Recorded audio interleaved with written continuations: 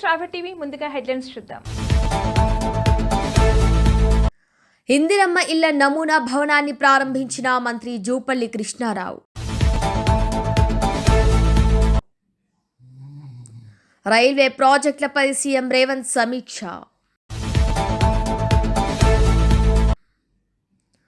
ఉత్తరాఖండ్లకు 1200 కోట్ల ఆర్థిక సహాయం. నేడు వైస్ ప్రెసిడెంట్గా రాధాకృష్ణన్ ప్రమాణం.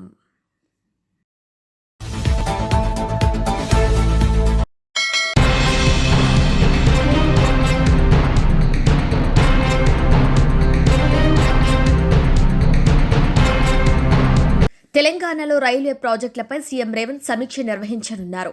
రాష్ట్ర అభివృద్ధికి రైల్వే ప్రాజెక్టులు ఎంతో కీలకమన్నారు. ఈ క్రమంలోనే విదేశాల తరహాలో రైలు, రోడ్డు, పోర్టు అనుసంధానించాలని తెలిపారు. హైస్పీడ్ కారిడార్ల అలైన్మెంటు మరోసారి పరిశీలించాలని అధికారులకు సీఎం రేవంత్ దిశానిర్దేశం చేశారు.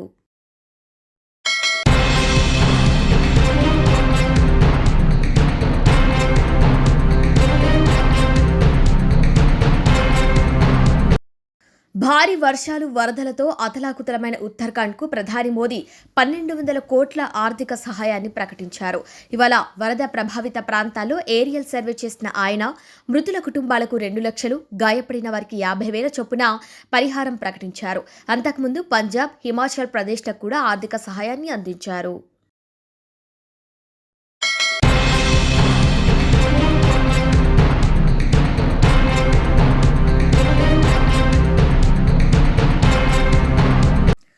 కుకట్పల్లి పోలీస్ స్టేషన్ పరిధిలోని స్వాన్ లేక్ అపార్ట్మెంట్లో ఒక దారుణమైన హత్య జరిగింది. రేణు అగర్వాల్ అనే మహిళను గుర్తు తెలియని వ్యక్తులు కాళ్ళు, చేతులు కట్టేసి కత్తితో పొడిచి గొంతు కోసి చంపారు. కుటుంబ సభ్యుల సమాచారంతో బాలానగర్ డీసీపీ సురేష్ కుమార్ సంఘటన స్థలానికి చేరుకొని దర్యాప్తు ప్రారంభించారు. పోలీసులు తెలిపిన వివరాల ప్రకారం రేణు అగర్వాల్ తన భర్త, కుమారుడితో కలిసి స్వాన్ లేక్ అపార్ట్మెంట్లో నివాసం ఉంటున్నారు. బుధవారం ఉదయం 10 గంటలకు ఆమె భర్త, కుమారుడు వ్యాపార పని మీద షాప్కు వెళ్లారు. సాయంత్రం 5 గంటల వరకు రేణుక ఫోన్ చేయగా ఆమె స్పందించలేదు. దీంతో అనుమానం వచ్చి ఇంటికి తిరిగి వచ్చి చూడగా తలుపుకు తాళం వేసి ఉంది. ఎంత పిలిచినా పలకకపోవడంతో ప్లంబర్ సహాయంతో బాల్కనీ నుండి లోపలికి వెళ్లి చూడగా రేణు రక్తపు మడుగులో విగత జీవిగా పడి ఉందని తెలిపారు.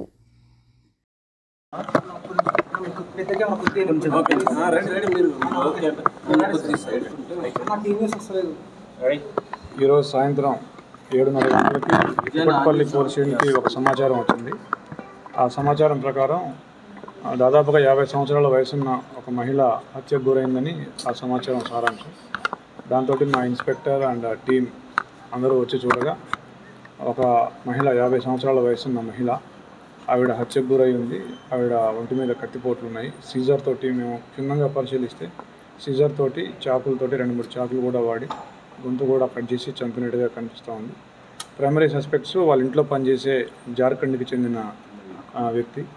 అతను చేసినట్టుగా మేము అనుకుంటున్నాము. 20 ఇయర్స్ ఉన్నాయి అతనికి. సో అతన్ని ఇంట్లోంచి వెళ్ళడం, తర్వాత 2 వీలర్ మీద బయటకు వెళ్ళడం ఇంకొక సర్వెంట్తో కలిసి, అవన్నీ కూడా రికార్డ్ అయినాయి. We're searching for them. ఎలా తెలిసిందంటే సాయంత్రం 5 గంటల నుంచి వాళ్ళ భర్త, ఒక బాబు, ఆవిడ ముగ్గురు ఉంటారు ఇంట్లో. వాళ్ళు బిజినెస్కి షాప్కి వెళ్ళిపోయినారు పొద్దున్నే 10 o'clockకి. మళ్ళీ సాయంత్రం ఫోన్ చేస్తే 5 o'clockకి ఆవిడ లిఫ్ట్ చేయడం అని చెప్పేసి వాళ్ళు కొద్దిగా తొందరగా వచ్చి 7 o'clock వచ్చి చూడగా తలుపు తాళం వేసింది. తాళం తీయట్లేదు, ఫోను కూడా లిఫ్ట్ చేయడం లేదు. దాంతో వాళ్ళు పైనుంచి ప్లంబర్ సహాయంతో లోపలికి దిగి బాల్కనీ నుంచి వచ్చి చూస్తే ఆవిడ శవం రక్తపు మడుగులో కనిపించింది. వెంటనే వాళ్ళు మాకు సమాచారం ఇచ్చారు. ఆ పని వాళ్ళు 10 రోజుల నుంచి పనిచేస్తున్నాడు. గతంలో అంటే ఇద్దరు కొత్తగానే జాయిన్ అయ్యారు. ఒక్కతనే, ఇంకొక అతను పైన ఇంట్లో ఉంటాడు. వాళ్ళిద్దరు ఫ్రెండ్స్. అతను పాత అతనే. ఎక్కువగా లేవని చెప్తున్నారు. డబ్బుల గురించి అడిగా మేము. డబ్బులు ఎక్కువగా లేవు అంటున్నారు, ఇంకా చూసుకోలేదని చెప్తున్నారు. ఎంతమంది ఉండొచ్చు? మినిమం ఒక 1 lakh ఎప్పుడు ఇంట్లో ఉంటాయని కూడా చెప్తున్నారు. ఎంతమంది ఉన్నారని? ఇద్దరు ఉన్నారు. ఎవరికి? ఒక బాబు ఉన్నాడు. ఆ బాబు వాళ్ళతోనే ఉంటాడు. 26 years అన్మ్యారీడ్ బాబు ఉంటాడు. వీళ్ళతోనే ఉంటాడు.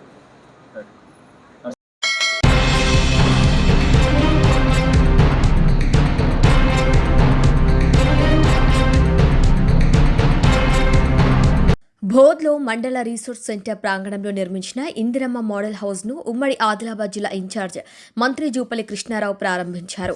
ఇంటి లోపల డిజైన్ సౌకర్యాలను పరిశీలించారు. ప్రభుత్వం చేపట్టిన ఇందిరమ్మ ఇళ్ల పథకం ద్వారా ప్రతి మండలానికి ఒక మోడల్ హౌస్ నిర్మాణ పనులు చేపడుతున్నట్లు ఈ సందర్భంగా మంత్రి తెలిపారు.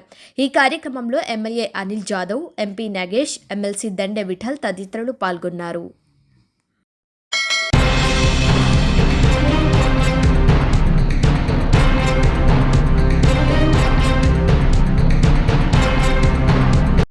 బీసీ కులాలకు ఒక ఉనికిని తీసుకువచ్చింది వైఎస్ జగన్ ప్రభుత్వమే.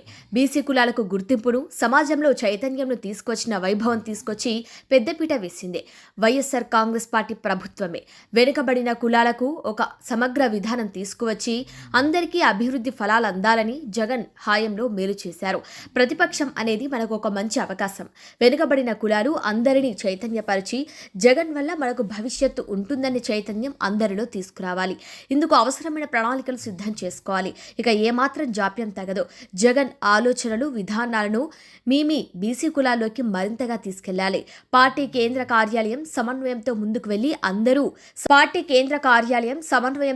వెళ్లి అందరూ సమిష్టిగా పనిచేయాలి. 5 ఏళ్లలో మనం ప్రజలకు చేసిన మంచి ఎక్కడికి పోలేదు, అందరికీ అర్థమవుతుంది. కూటమి ప్రభుత్వంపై ప్రజలు విసిగెత్తిపోయారు. టీడీపీ ఫేక్ ప్రచారంతో అబద్ధాన్ని నిజమని నమ్మించే ప్రయత్నం చేస్తోంది. దానిని మనం ధీటుగా ఎదుర్కోవాలి. వాస్తవాలను ప్రజల ముందుంచాలి. సోషల్ మీడియాలో మనం ఉత్సాహంగా ముందుకెళ్లి మన వాణిని బలంగా వినిపిద్దాం. బీసీ కులాలన్నీ వైఎస్ఆర్ కాంగ్రెస్ వెంటే ఉన్నాయని నిరూపిద్దాం. ఆ కులంలో ఉన్న వాళ్ళ ప్రయోజనాలు, ఆ కులస్తులకు సంబంధించిన వాళ్ళ ఇబ్బందులు తొలగించే ప్రయత్నం కూడా మీ వైపు నుంచి చేశారు. సో మీరు ఎప్పుడైనా చెప్పుకోవడానికి ఒక ఘనమైన ఇది వచ్చిందంటే తొలిసారి ఒక కార్పొరేషన్కు సంబంధించినంత వరకు మాకు జగనన్న అవకాశం ఇచ్చాడు, మా హయాంలోనే ఇవి వచ్చాయని కూడా చెప్పుకునే ఘనత మీకు దక్కించింది. వైఎస్ఆర్సీపీ వల్ల అది సాధ్యమైంది. జగన్మోహన్ రెడ్డి గారు ఆ ఘనత మీకు ఇచ్చారు. ప్రతిపక్షం లేకొచ్చాం. ఒక రకంగా ఇది మనకు మంచి అవకాశం. ఇప్పుడు ఏం చేయగలమనేది చూపే దిశగా అడుగులు వేసాము, చేసే ప్రయత్నం చేశాము, కొంతవరకు చేస్తూ వచ్చాము. ఇప్పుడు ఇంకా ఏం చేయొచ్చు, నెక్స్ట్ మళ్ళీ ప్రభుత్వం లేకొచ్చేసరికి ఈ కులాలు ఏవైతే మనం అనుకున్నామో, మిమ్మల్ని దేవేటికైతే బాధ్యులు పెట్టారో ఆ కులాలకు సంబంధించిన వాళ్ళందరినీ చైతన్యపరిచి వైఎస్ఆర్సీపీతో ఉంటేనే జగన్మోహన్ రెడ్డి గారి వెంట నడిస్తే మన బిడ్డలకు బ్రహ్మాండమైన భవిష్యత్తు ఉంటుంది, మన కులానికి ఉజ్వలమైన భవిష్యత్తు ఉంటుంది. మనకు కావాలనుకున్న రకంగా ఏ వైపు మనం వెళ్ళాలనుకుంటే ఆ వైపు తగిన ప్రోత్సాహం ఇచ్చే పార్టీ, ముందుకు నడిపించే పార్టీ, ప్రభుత్వంలోకి వస్తే ఇంకా మరింత మెరుగైన జీవితాన్ని ఇవ్వగలిగిన పార్టీ వైఎస్ఆర్సీపీ జగన్మోహన్ రెడ్డి గారని ఈ చైతన్యం వాళ్ళల్లో కదిలించే రకంగా. ఎందుకంటే మనం చెప్పుకోవడానికి ఇంత ఇది ఉంది, ఆలోచన ఉంది, అమలు చేసే ప్రయత్నం చేశాం. రేపు ఏం చేస్తామో కూడా చెప్పగలిగిన ఇది ఉంది, మనకు ఉంది కాబట్టి, ప్రణాళిక కూడా ఉంది కాబట్టి ఈ ప్రయత్నాలు మీకు చేయడానికి కావాల్సినంత టైం ఉంది. ఇప్పుడు వెసులుబాటు ఉంది. 1924 ఎట్లుండేది సరే కరెక్ట్ 24 జూన్ ఇప్పుడు ఆయన 13 గారి నుంచి ఎట్లొస్తుంది డే బయట ఇమ్మీడియట్ తెలుస్తుంది. సంవత్సరం తిరిగేసరికి పూర్తి 5 ఏళ్ల ఎక్స్పీరియన్స్, 10 ఏళ్ల ఎక్స్పీరియన్స్ ఈ సంవత్సరంలోనే ప్రజలకు ఇచ్చాడు కాన్సన్ట్రేటెడ్ ఎఫెక్ట్లో చంద్రబాబు నాయుడు. కాబట్టి ఆ తేడా క్లియర్ లైన్, పెద్ద లైన్ డ్రా చేసి తెలిసినట్టు తెలుస్తుంది. సిద్ధపడుతున్నారు అటువైపు. ఎందుకంటే అవతల పార్టీ మొత్తం ప్రచారం, ఫేక్ అబద్ధాలను నిజాలుగా చూపించడం మీదనే ఎక్కువ దృష్టి పెడుతున్నారు. సో వాళ్ళకి నిజంతో పనుల, మనకు నిజాలు ఉన్నాయి, నిజాలనే సరిగ్గా ప్రచారం చేసుకోలేకపోతున్నాం. ఆ చేసుకునే ప్రయత్నం చేయాలంటే మనం సోషల్ మీడియాలో విస్తృతంగా పోవాలి. మనం ఒకే వాయిస్తో, డిఫరెంట్ వాయిసెస్తో జగన్మోహన్ రెడ్డి గారు ఇంతకుముందు చేసింది, ఇప్పుడు మనకేం ప్లాన్లు ఉన్నాయి, ఎంత కట్టుబడి ఉన్నాము మన సంక్షేమానికి కానీ అభివృద్ధికి కానీ, స్టేట్కు లేదా మన పర్టికులర్ కులానికి, పేదరికం నుంచి నిర్మూలించడానికి, పేదరికం నుంచి బయటకు తీసుకురావడానికి ఎట్లా కట్టుబడి ఉన్నాం చెప్పడానికి కావాల్సినంత ఉంది. కాబట్టి ఈ నిజాలను మనం ప్రచారంలోకి తీసుకురావడానికి సోషల్ మీడియా ఒక పెద్ద వ్యాపారం కాబట్టి దాంట్లో కూడా ఎక్కువ చొచ్చుకుపోయి మనం కొత్త ప్లాట్ఫామ్స్ బిల్డ్ చేసి కూడా ఆ రకంగా కూడా పార్టీని స్ట్రెంగ్తన్ చేయడానికి మీ వంతు కృషి మీరు చేయాలని కోరుతూ సెలవు తీసుకుంటున్నాను. All the best.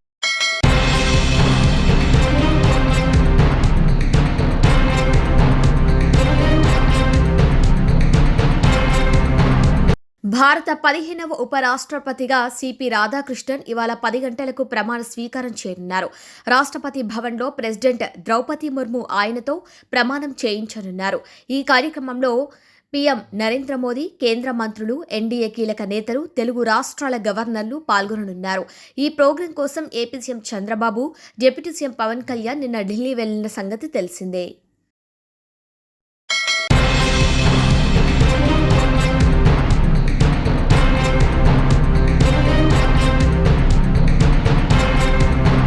పూర్తి కావడానికి సిద్ధంగా ఉన్న 10 ప్రభుత్వ మెడికల్ కాలేజీలను పీపీపీ పద్ధతిలో ప్రైవేటుకు అప్పజెప్పాలని రాష్ట్ర ప్రభుత్వం నిర్ణయించి జీవో విడుదల చేసింది. చంద్రబాబు ప్రభుత్వం రాష్ట్రానికి చేస్తున్న ఈ అన్యాయం గురించి ప్రతిపక్ష నేత వైఎస్ జగన్ వివరంగా పత్రికా సమావేశంలో ప్రజలకు తెలియజేశారు. సగానికి పైగా నిర్మాణం పూర్తయిన మెడికల్ కాలేజీలను నిధులున్న ఈ ప్రభుత్వం అలాగే వదిలేసింది. తలపెట్టినటువంటివి, కొన్ని పూర్తి చేసినటువంటివి, ఇప్పటికే 2వ సంవత్సరం 3వ సంవత్సరం క్లాసెస్ నడుస్తున్నటువంటి కాలేజీలు, ఇవన్నీ కూడా వీటితో పాటు పూర్తి కావడానికి సిద్ధంగా ఉన్నటువంటి 10 మెడికల్ కాలేజీలు ఏవైతే ఉన్నాయో వాటన్నిటిని కూడా పీపీపీ పద్ధతిలో ప్రైవేట్ వారికి అప్పచెప్పాలనేటువంటి నిర్ణయం ఈ మధ్యకాలంలో రాష్ట్ర ప్రభుత్వం తీసుకుంది. దానికి సంబంధించినటువంటి జీవోను కూడా నిన్న కాక మొన్న విడుదల చేసినటువంటి సందర్భాన్ని కూడా మీరు అందరూ కూడా చూశారు. దాన్ని ఉద్దేశించి నిన్న మాజీ ముఖ్యమంత్రి గారు, వైఎస్ఆర్ కాంగ్రెస్ పార్టీ రాష్ట్ర అధ్యక్షులు శ్రీ జగన్మోహన్ రెడ్డి గారు ప్రజలను ఉద్దేశించి మా పార్టీ తాలూకా స్టాండ్ని,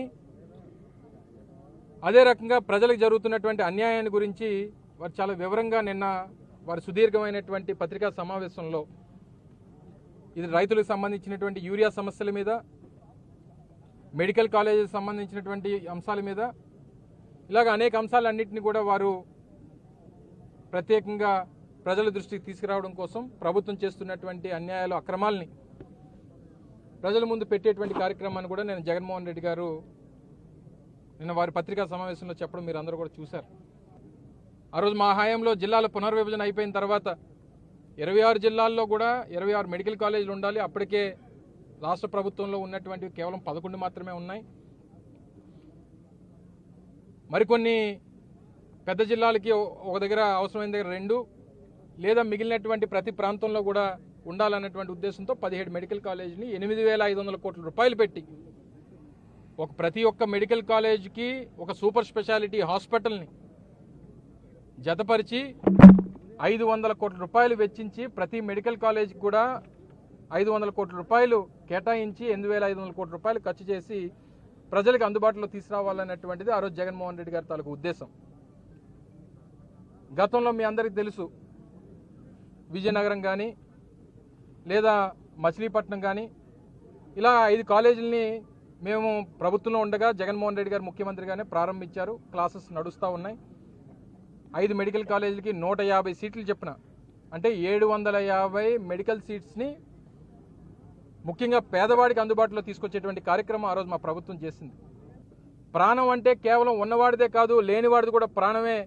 వాడిని కూడా కాపాడాల్సినటువంటి బాధ్యత ప్రభుత్వంగా నా మీద ఉంది అని చెప్పి ఆ రోజు రాజశేఖర రెడ్డి గారు ఆలోచన చేసి ఆరోగ్యశ్రీ స్కీమ్ తీసుకొని వస్తే ఈరోజు దేశవ్యాప్తంగా అన్ని ప్రభుత్వాలు కూడా దాన్ని ఇంప్లిమెంట్ చేయాల్సినటువంటి పరిస్థితి వచ్చింది.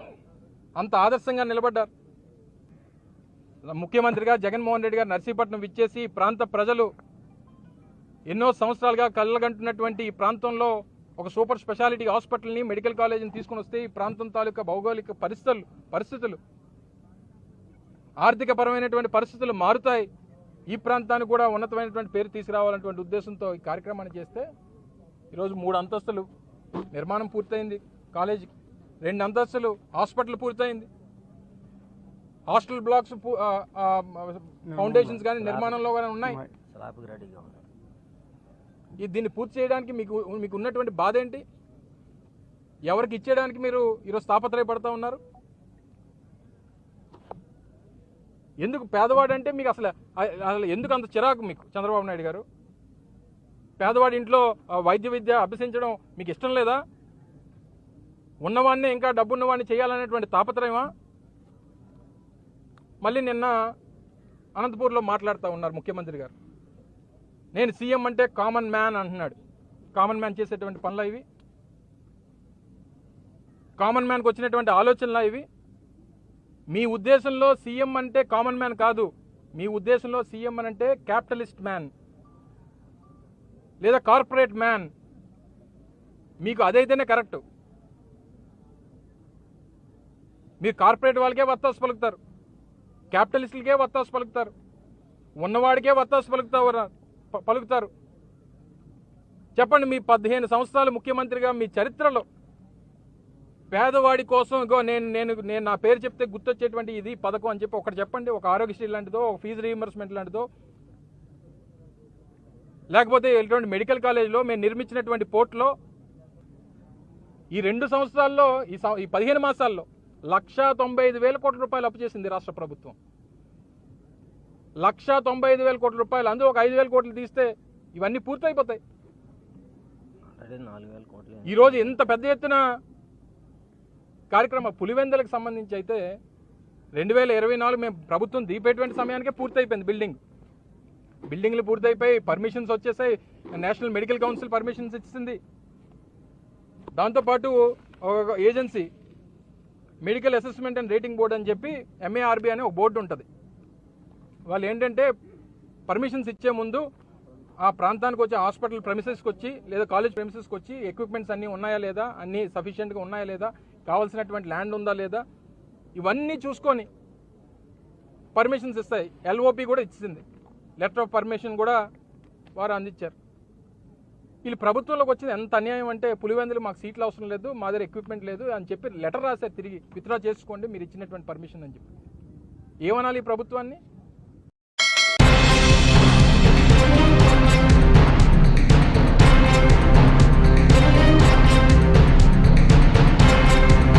బులెటిన్ హెడ్లైన్స్ మరొకసారి. ఇందిరమ్మ ఇళ్ల నమూనా భవనాన్ని ప్రారంభించిన మంత్రి జూపల్లి కృష్ణారావు. రైల్వే ప్రాజెక్టులపై సీఎం రేవంత్ సమీక్ష.